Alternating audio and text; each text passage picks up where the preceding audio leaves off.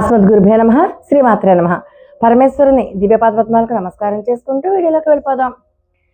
కృష్ణమూర్తి ఘనపాటి గారు చాలా వేదం మీద మంచి పట్టు ఉన్నటువంటి ఆయన పండితులు, మహాపండితులు.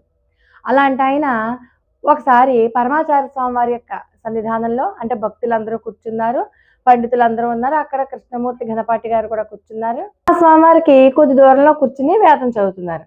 బహుశా అప్పుడు ఆయనకి 85 ఏళ్ళు ఉంటాయి. ఆయన సామవేదం చదువుతున్నారు.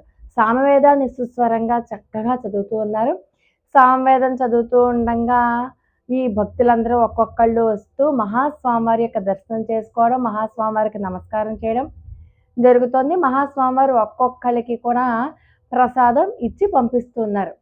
ఆ వరుసలో ఒక వ్యక్తి ఉసిరికాయల సంచితో నించునున్నారు. ఆయన ఏంటి పాపం తన తోటలో కాసిన మొట్టమొదటి కాపు మహాస్వామి వారికి సమర్పించాలని ఆ సంచి పట్టుకుని ఉన్నారు. ఆయన కరెక్ట్గా మహాస్వామి వారి దగ్గరికి వచ్చి నమస్కారం చేసుకున్నారు. చేసుకున్నాక మహాస్వామి వారు ప్రసాదం ఇస్తే ప్రసాదం పుచ్చుకుని వెళ్ళిపోతున్నారు. వెంటనే వెనక్కి పిలిచారు. ఆ సంచిలో ఉందేంటి, అక్కడ పెట్టు అన్నారు. తెల్లబోయాడు అతను.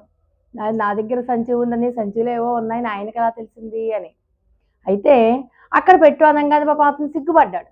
ఎందుకని, అక్కడేమో బోలెడన్ని కమలా ఫలాలు, యాపిల్ పళ్ళు, దానిమ్మ పళ్ళు, అలా మంచి కాస్ట్లీ ఫ్రూట్స్ ఉన్నాయి అక్కడ. కానీ తన దగ్గర ఒక ఉసిరికాయలు మాత్రమే ఉన్నాయి. అలాంటప్పుడు పెట్టడానికి సిగ్గుపడి పెట్టకుండా వెళ్ళిపోతున్నాడు అనమాట. వెంటనే మహాస్వామివారు చెప్పడం, మహాస్వామివారికి ఇదిగో ఉసిరికాయల సంచి చూపించంగానే అక్కడ ఉన్నటువంటి వెదిరి పళ్ళు ఉంటే వెదిరి పళ్ళలో పోయమన్నారు. వెదిరి పళ్ళలో నిండుగా పోసాడు ఉసిరికాయ. అయితే ఆ రోజు ద్వాదశి అవడం వల్ల ఉసిరికాయలు తీసుకోవడం చాలా మంచిదేమో. ఆ భక్తుడి దగ్గర నుంచి ద్వాదశి పూట ఉసిరికాయలు ఆనందంగా సేకరించారు. చూడండి, శంకర భగవత్పాదుల వారు ఒక ఎండిపోయిన ఉసిరిక దానం చేస్తేనే ఆ బ్రాహ్మణి కోసం కనకధార స్తోత్రం చదివి ఆ బ్రాహ్మణునికి ఉసిరికాయల వర్షం కురిపించారే.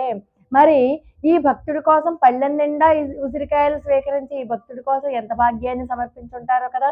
ఈ భక్తుడు అదృష్టం ఎంత అదృష్టవంతుడైపోయాడు ఈ భక్తుడు. అందుచేత పరమాచార్య స్వామివారికి అసలు దాంట్లో ఉసిరికాయలు ఉన్నట్టు ఎలా తెలుసు? చుట్టూ ఉన్నటువంటి ఘనపాటీలు, పండితులు అందరూ ఆశ్చర్యపోయారు. అసలు ఈ విషయం పరమాచార్య స్వామివారికి ఎలా తెలిసింది అని.